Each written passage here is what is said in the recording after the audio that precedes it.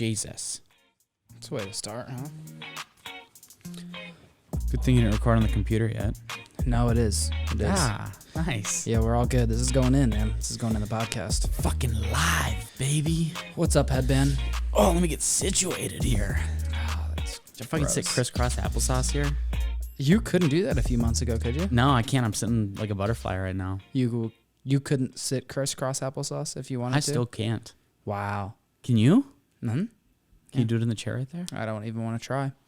Or break another chair? They used to call it Indian style when I was younger. And I now, think that's offensive now. Now that is not culturally acceptable. It was in 2006, apparently. Yeah. And now it's not, but that's fine. Oh, how times have changed. I know. I think some of that stuff is kind of dumb. Like, yeah. For example, the Washington Redskins, like people getting offended by that name. That's a joke to me. Like, okay, sure, I'm a white dude. Like, I don't get it, whatever. But they're honoring Native Americans. Yeah, but it's been like that. I mean, that was their name for years and years. But also at the same time, well, I think that's dumb. I'm not gonna fucking do anything about it. Right. You know, I don't. That's not a hill I'm willing to die on. Like, right.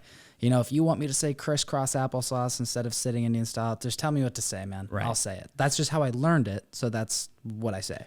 But like at the University of Minnesota, there was a fucking I even forgot the name. Kaufman? I think that was like our student center. Mm-hmm.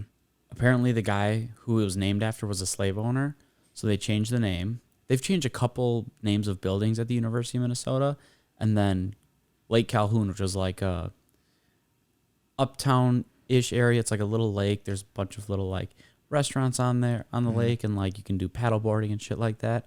They changed the name of that lake because apparently Calhoun was a slave owner as well. Wow. Yeah, it's wild. Andrew Schultz has a really good, just a very well-rounded view on all of that, where, you know, you could pick any, like you don't name a lake after a guy because he owned slaves, right? Right. You name the lake after him because of the good things that he did for his community or his country or whatever. Or revolutionizing something. Yeah, but now what we do is we look at their life and we essentially are like ranking their morality. Mm-hmm. But we're using... based on today's culture. Exactly.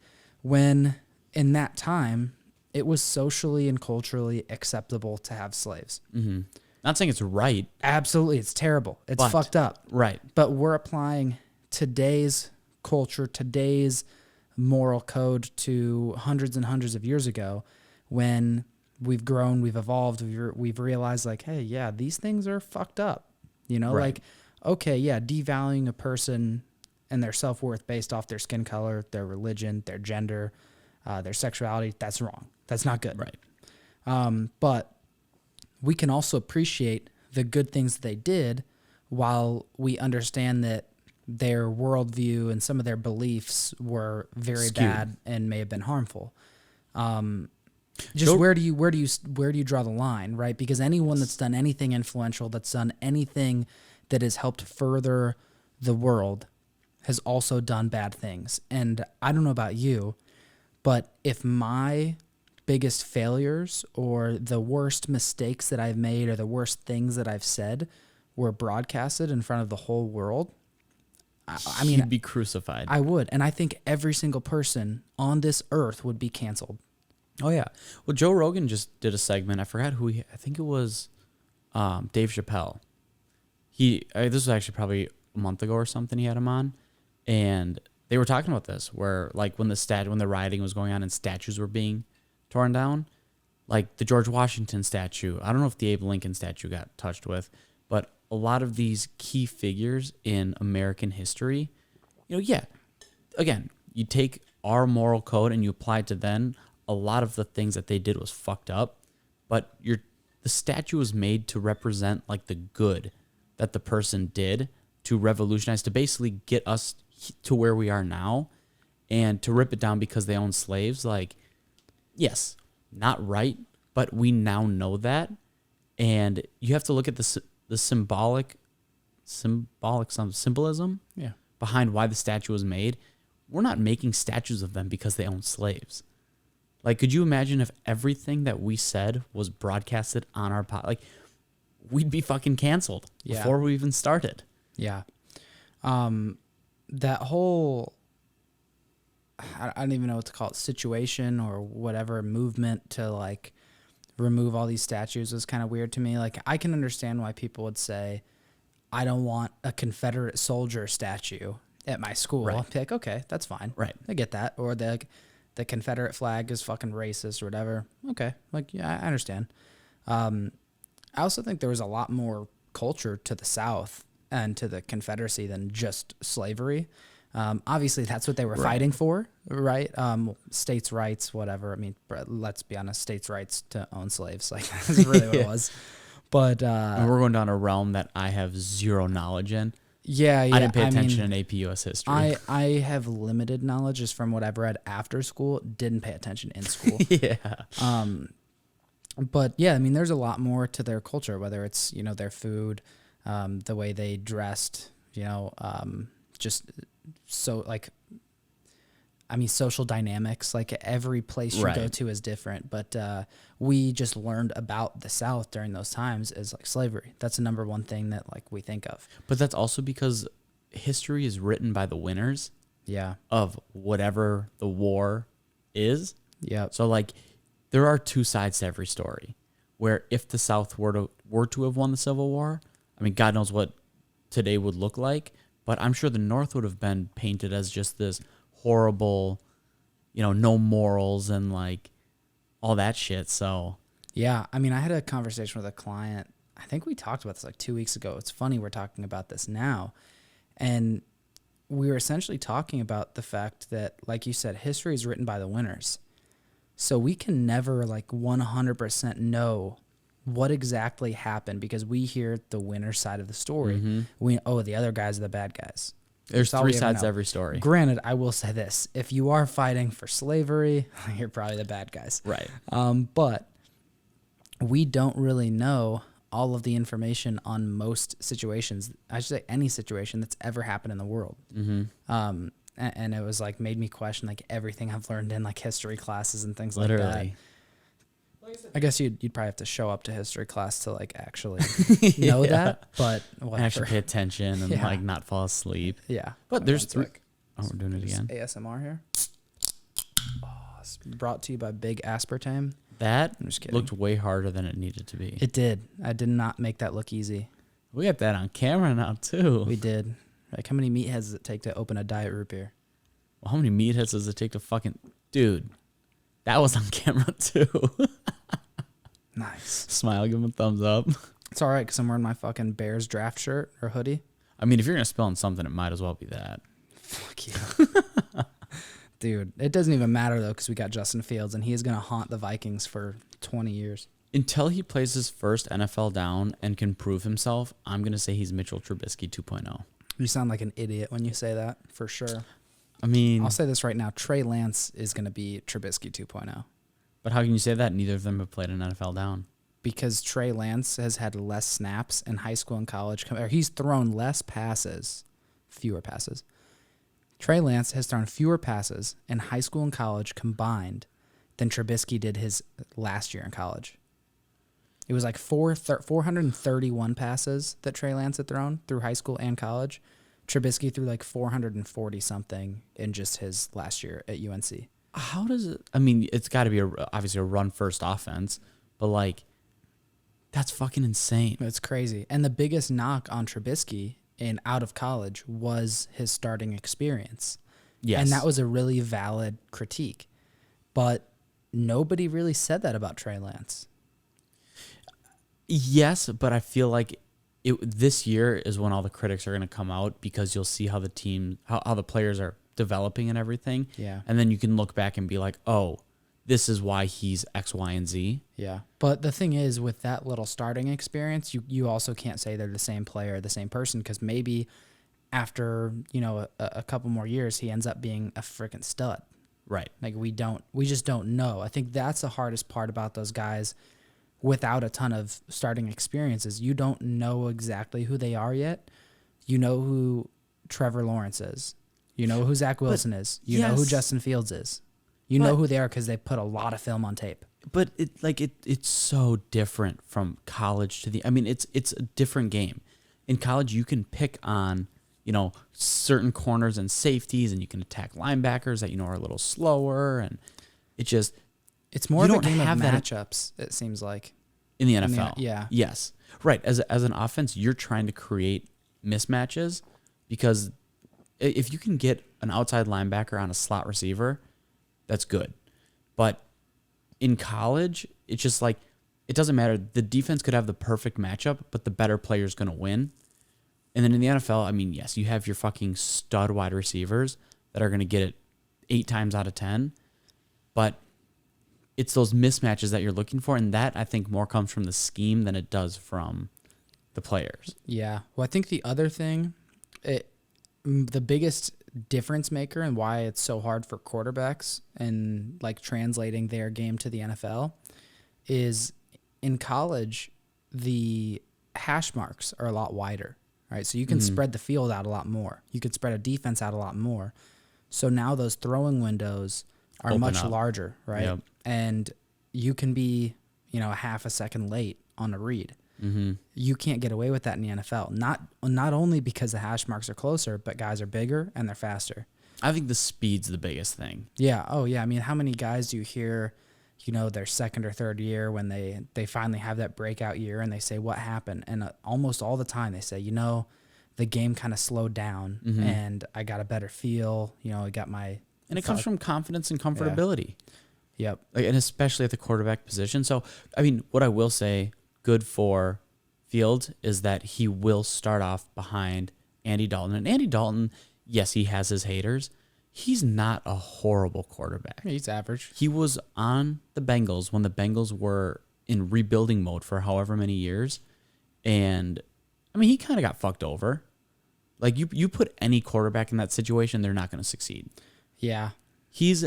I'll say Andy Dalton is what Case Keenum was when he was on the Vikings, where he's not going to win you a Super Bowl, but he'll get the job done. He'll make the games close, and he'll be a good coach for Fields until Fields is ready to take over. Yeah, I think Andy Dalton is a game manager, and I think it's good to have a guy like a veteran with playoff experience. Mm-hmm. He's won some playoff games. I don't know if it was 1 or 2. You got a guy, Nick Foles, on the squad too, who's obviously super streaky, but he's a Super Bowl MVP. And to have that guy, on your bench to also be able to mentor Fields in whatever way they can, I think that's huge. And there is still some debate going on in whether Fields could start week 1. I mean, we haven't even started OTAs and training camp. So agreed. Again, and Colin Cowherd said this too. And this was more talking about like Aaron Rodgers' situation.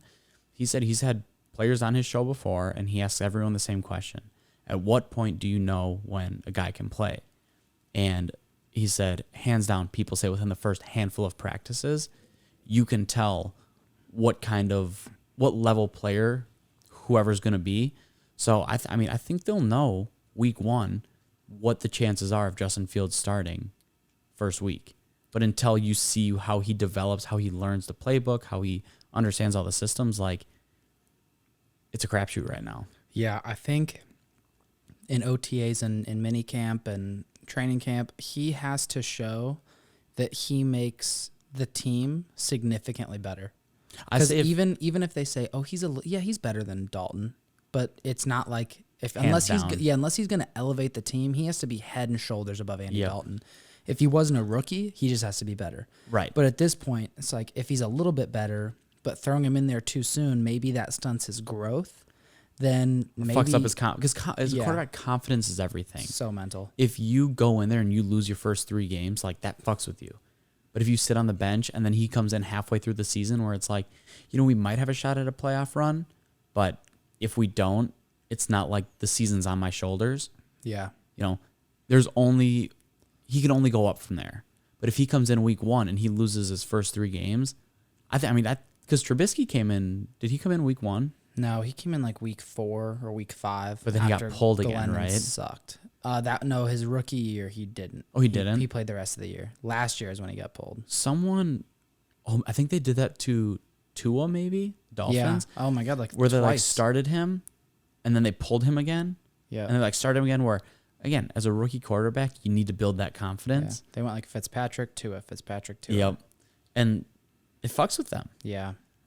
No, it does. But I can't believe the Bears had an amazing draft because they also got Tevin Jenkins, offensive tackle from Oklahoma State. Mm-hmm. He was projected to go in the top 20, like to the Bears. He was projected to be a mid first round pick. And we got him in the words are hard.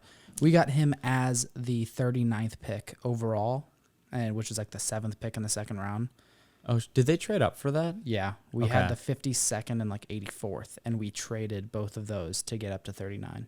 Okay. So we didn't get a lot of picks, but we got 2 big impact picks, and I think we got a couple other decent guys in the draft too in the later rounds. But the thing with linemen is like, it's such an underwhelming pick, but those are the picks that can make or break your season, Yeah. and that's what's fucked the Vikings over so many years. They took a tackle this year though. So we did. We've got Christian Darrisaw yeah. from Virginia Tech. Was it Virginia Tech? Yeah.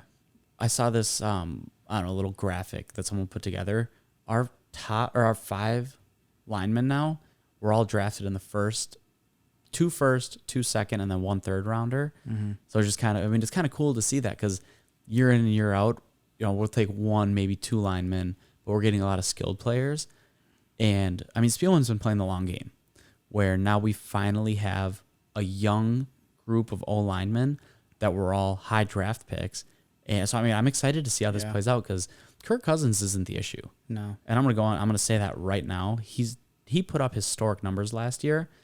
He just could never sit in the pocket and throw because our fucking O-line's an absolute joke. Mm-hmm. So I do think that this year, assuming that the chemistry between all of them can solidify with, and a lot of players are coming out saying they're not going to OTAs or training camp. I think that's dumb. Which is so stupid because they're using COVID as, I'm going to say, an excuse.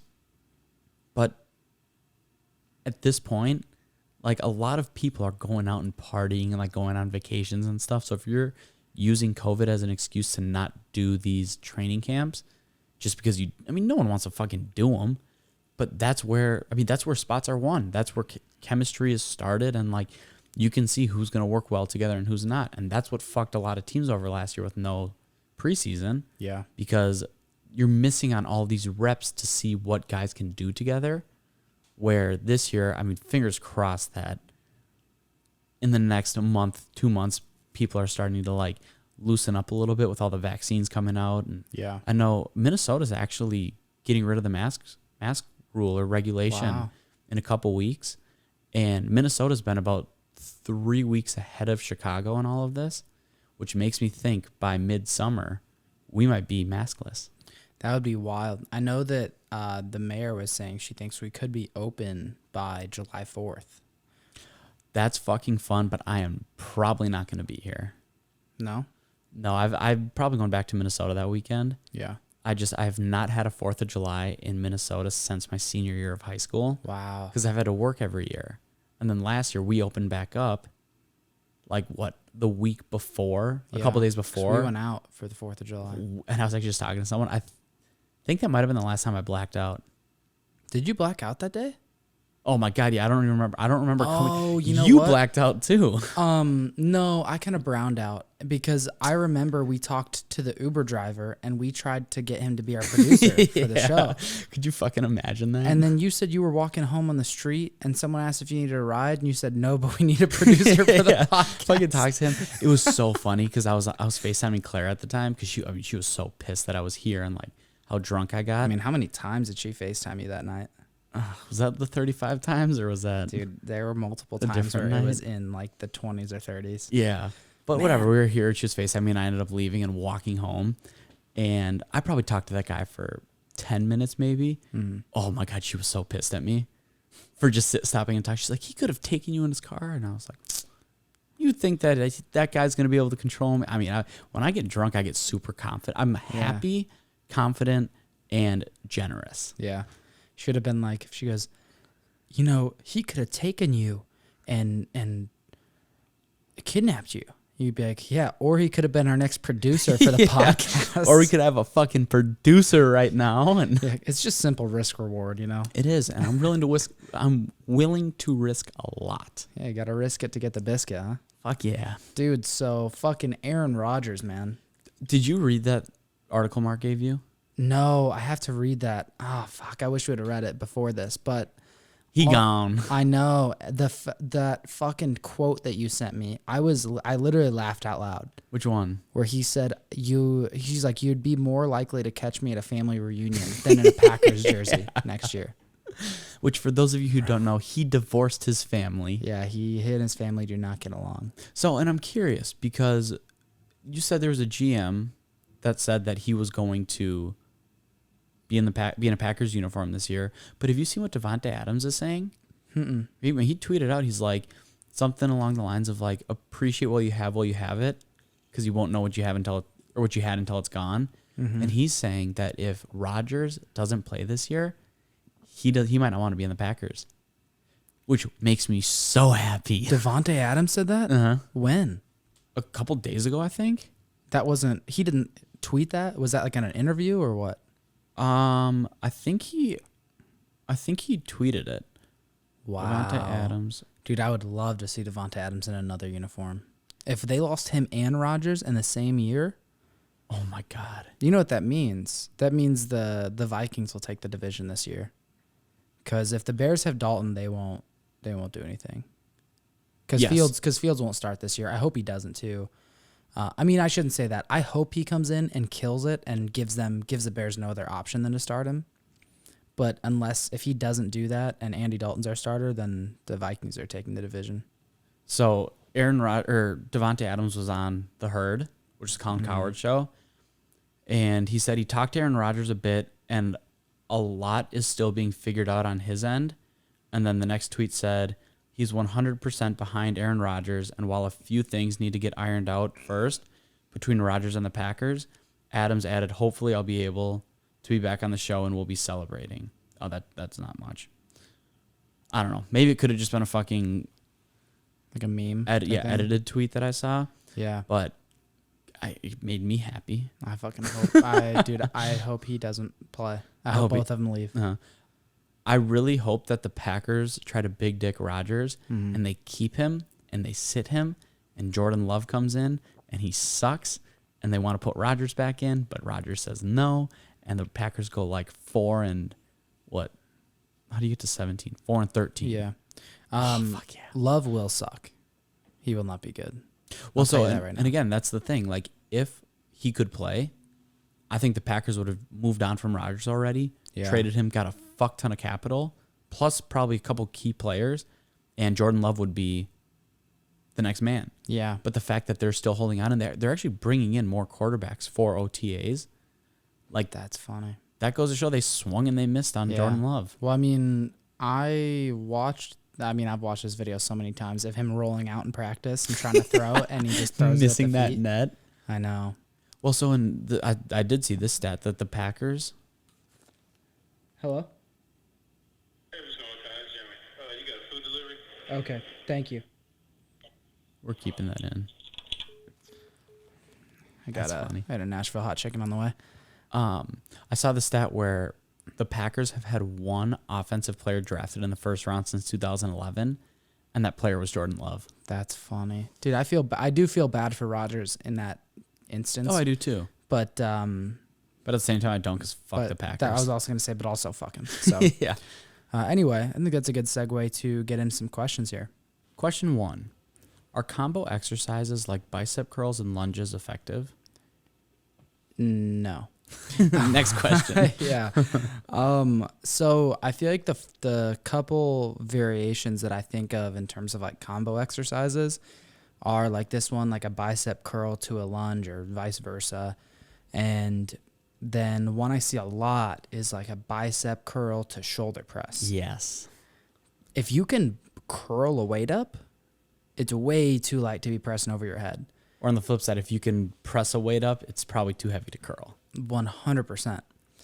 And if you can curl, and then so if your shoulders are stronger than your biceps, which they are, because in a bicep curl, you only have your bicep working. That's the only muscle. Maybe some of the forearm muscles as well.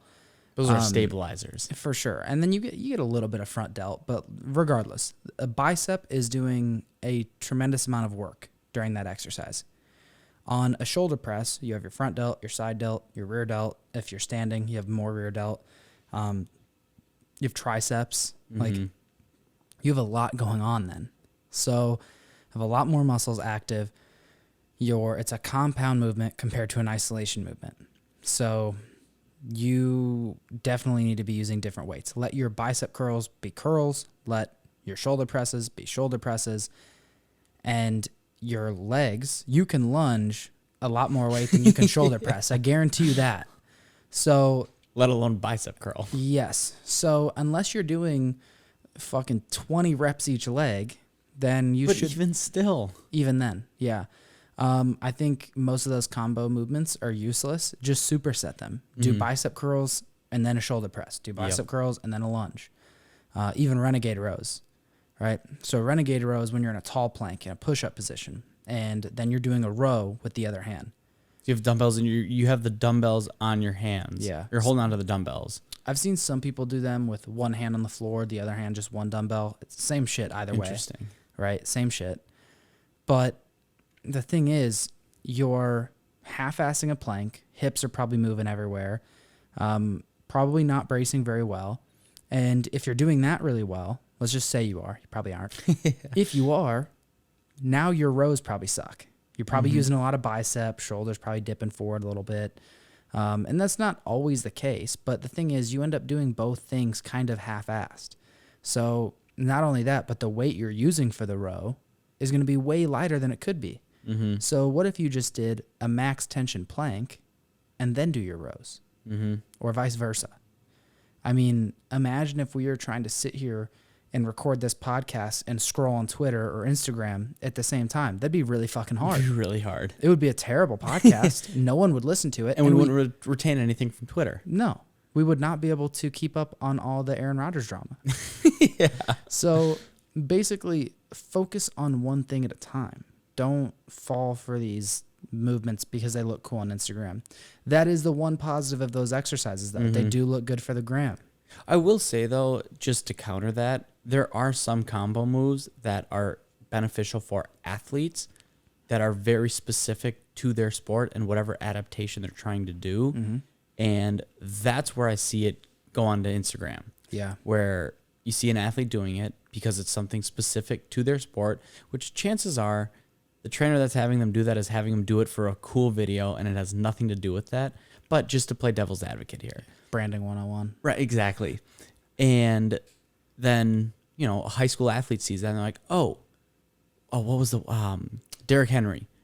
Did you see that video of him doing a push-up with a band? So he had a band like on the squat rack. I've done those for a primer before bench. Yeah, so he was doing that, but he also had his feet up on a Swiss ball. Dude, I don't understand why. And he had a chain around his neck. Right, because it looks fucking cool on Instagram, and people see that and they're like, oh my God, Derrick Henry's a freaking athlete.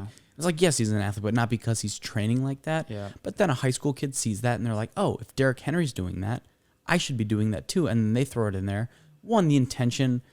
Again, I don't know what this trainer's program was for Derrick Henry. I don't know what that involved. But a high school athlete sees that, and it's monkey see, monkey do, and they just do it without the intention and the stimulus, the adaptation that they're trying to get for Derrick Henry. The purpose behind the movement. Exactly. Because it could have been teaching skills, right? It could have been focusing on breath work, taking time through reps, things like that. I do think most things done on a Swiss ball are fucking stupid. Yes.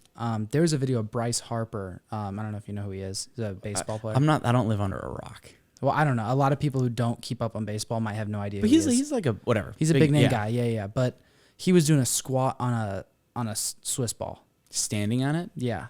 And so I mean, that's a recipe for disaster. Why would you do that? It's just risk reward. You're getting paid millions of dollars. Do you really want to fucking tear your ACL or Millions. fuck your ankle up doing a squat on a Swiss ball, or do you want to screw it up fucking running over a catcher? Yeah, I don't know. Take your pick. Best case scenario would be just don't fucking blow out your leg, right? Right.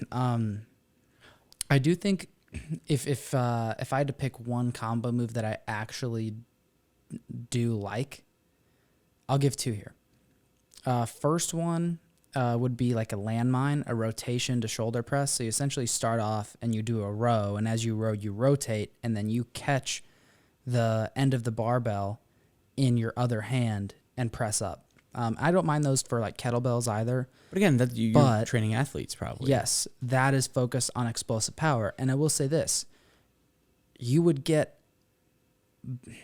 because it's such a hard and it's a difficult movement, it's very complex to teach, most people would be better off doing a power clean, right? The reason I like that one is just because it's a way to switch things up if you're doing a lot of power cleans. But the power clean should be prioritized ahead of that if the point is to be explosive, right? We could go way in on that. Yeah. That's just something I like because it's kind of fun. Another one would be it's also on a landmine, where I'll have like one hand doing a push up, and then I'll have a bumper plate on the landmine, and I'll do like an ab roll out with one hand as I'm doing a push up with the other hand. I like that when I'm doing core, maybe on like a push day or something like that, because it kind of burns out the chest and I get a little bit of ab work in there. But when I include movements like that, you just have to understand the purpose of it. And for me, I did those movements and I've done them before. I don't do them right now because my main goal is powerlifting. So everything is centered around efficiency. When I'm not doing that and I'm just training to train and get stronger and look good, I might throw something like that in my program because I like it. Right. So if you're not competing, maybe you have that in just because you like it, but you have to also understand this definitely is not the most efficient way to do it, but it's fun for me. But do you hear what you just did there?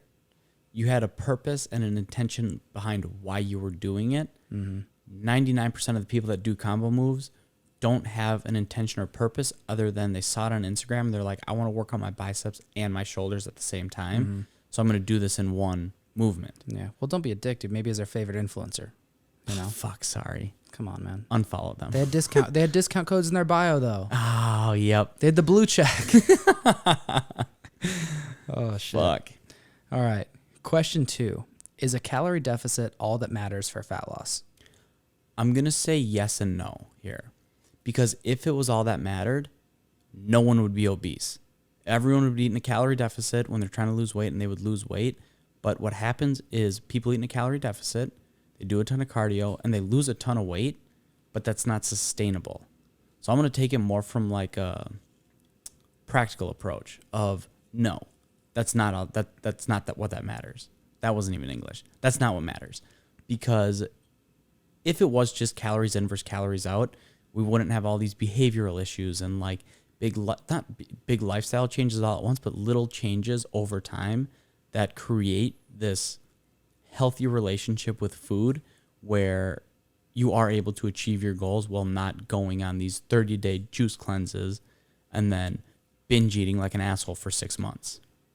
Yeah, I think eating in a calorie deficit is what you do to lose fat. That's the mechanism behind fat loss. But how you achieve a calorie deficit is through building habits and behaviors that allow you to make better choices. It's committing to the program. It's being consistent. It's having the right mindset. In a perfect world, having a coach to guide you through these things. So is a calorie deficit the most important thing for fat loss? Yes. Is it all that matters? Absolutely not. Because other things that matter, your macronutrient profile. I was going to say, I would say no because of the macronutrient profile. Yeah. Are you eating enough protein? And carbs, fat balance in the grand scheme of things is relatively unimportant. But are you eating enough protein? Are you getting enough fiber from fruits and vegetables? Are you still resistance training? Are you eating mostly whole natural foods? There's so many factors that go into it. And I think we really, as people, as humans, we always want to simplify things. Like, is this good or bad? Can I eat this or can I not eat this? You know, it's like you're an adult. You can eat whatever the fuck you want, right? You make your own decisions. Yep. But understand, if you do want to lose fat, the most important thing is a calorie deficit. But if that's all you're concerned about, like you said, a lot of people fucking cut all their calories, man. Just cut them in half and then do a bunch of cardio. I know because I have plenty of clients who have done this. Most of my clients right now are actually clients that wanted to do it on their own. And when I reassessed them, they were a fatter version of themselves at a lighter weight because they did restrict their calories and they did do a ton of cardio, but they lost a lot of muscle mass in the process. And we'll just say it was a 50-50 split. They lost the same amount of muscle mass as they did body fat. So they came to me as a smaller version of, and this is going to sound horrible, but a smaller fat version of themselves. And again, it's not that people want to lose weight, it's that they want to lose body fat. Yeah. So to do that, yes, it's a law of thermodynamics. You have to be consuming less calories than you are burning to be in a calorie deficit. Yeah. But it's the mechanisms that we put into place of how can we do this in a healthy and sustainable way where you're not going to hate your life in the process. Yeah. And I think the other thing too, when we look at energy balance or calorie balance, the equation is a lot more complex than we realize, right? Because energy in, that depends on where you're getting your food sources from, right? There's the thermic effect of food. So how many calories it takes for your body to break down certain types of foods, right? There's also like how many of those calories are we absorbing, right? I mean, there's a lot that goes into it. And those calories in also dictate calories out, right? So if you're eating a bunch of shit food and then you're exercising, your energy is probably going to be a lot lower than if you were eating mostly whole natural foods and a little bit of the quote unquote like fun foods, unhealthy foods, whatever you want to call them, foods, questionable foods, regardless. If you're eating mostly whole natural foods, you're going to have a lot more energy. And now those workouts, you're actually going to be burning more calories in those workouts. So a calorie deficit is what matters most for fat loss, but it definitely is not all that matters. Question 3. When should muscle finishers be used and how important are they? I'd say use them whenever you want, but they're not important at all. Yeah. I think it's the dumbest fucking thing. Yeah, I used to buy into those too when I was younger, and I was like, oh, you tried this finisher. I'm like, a finisher really is like pretty much just any intensity technique. Right? Well, so you do a drop set, some just to rewind a little bit, a finisher is typically what people do at the end of their workouts to like burn out the muscles and finish their workout. Yeah. A lot more exciting ways to finish, if you know what I mean. No, they're not really important at all. But if you want to finish off your workout by doing, a bunch of fucking drop sets for your arms and stuff, like that's great. I'm trying to think of like examples of finishers that I used to do. It'd maybe be like an arm superset or like a shit ton of like 21s for curls, push-ups, cable fly. Typically, they're more like isolation push-up movements. Circuits. Yeah, I used to do those. Yeah, you don't need them. If your volume is where it needs to be and you're training hard enough and you're getting stronger, those things don't really matter. I would just say if you're going to incorporate muscle finishers, just make sure that you know where your volume's at. The problem with a lot of those kind of things is it's really hard to track progress too. Mm-hmm. And at that point, if you're not trying to like progress that in some way, it doesn't necessarily have to be adding weight. But if you don't have a clear kind of plan to progress that, then it just doesn't really make much sense. Like if you do it because it feels good, that's fine. But just know that that's probably not going to be the most beneficial thing. Yeah, it's not going to add on to your results. And I don't understand, like, if it's not a part of the program, given, I'm going to preface this by saying hopefully you have a good coach and you're following a well-structured program. But if it's not a part of the program, don't do it. Like, there's a reason stuff like that's not put in the program. And like you said, basically because of the amount of volume that people can accumulate through that, where I would see it beneficial is, let's say you are trying to burn out your chest and you've done a lot of pressing movements already that day. You can do a quote unquote muscle finisher, like an isolation movement, to just build a little bit more volume and save your pressing a little bit, like save the shoulders a little bit more. But I wouldn't call that a finisher. I'd call that like accessories for the chest. Yeah. And okay, cool. Maybe we do a drop set at the end. Right. Like, that's fine. But if you really enjoy it, keep it. But if it's going to negatively affect your program or your training the next day, I don't see a need to put it in there. Yeah. No, I'm with you. I think they're just kind of whatever. Just make sure you have your volume in check. Make sure you're getting stronger in all your movements. And those are pretty much the things that are going to matter most. But focus on the big rocks. Yeah. But if you like to burn out at the end of a session, that's fine. But if that's fucking you over and you're not well recovered going into your other sessions, just know that could be something that holds you back. We really appreciate everyone who's sharing the show. We're pretty amazed with how we've been growing over the last few months. We need to look at the numbers and look at like our growth, but it's been unbelievable. So we know you guys are sharing this because we don't run any ads, so everything's been word of mouth. So just know we really do genuinely appreciate it. And those of you that have shared and made comments on Apple Podcasts, we do read those and we really do appreciate what you've been writing. Yeah, absolutely. I was like getting emotional reading them, and I texted you and was like, dude, you got to read these reviews. I mean, they're fucking amazing. Yeah. So if you've left a review, thank you so much. It means the absolute world to us. Thank you for watching this episode of 5-Year Plan. If you like what we're doing here on the show, be sure to like and subscribe. If you want one of your questions answered on a future podcast, you can write into our website at www.5yearplanmedia.com, or you can write into our Instagram page at 5yearplanmedia. You can find me on Instagram at @Z_Condon. And you can find me on Instagram and Twitter at ConnorYoungman_. Peace. See ya.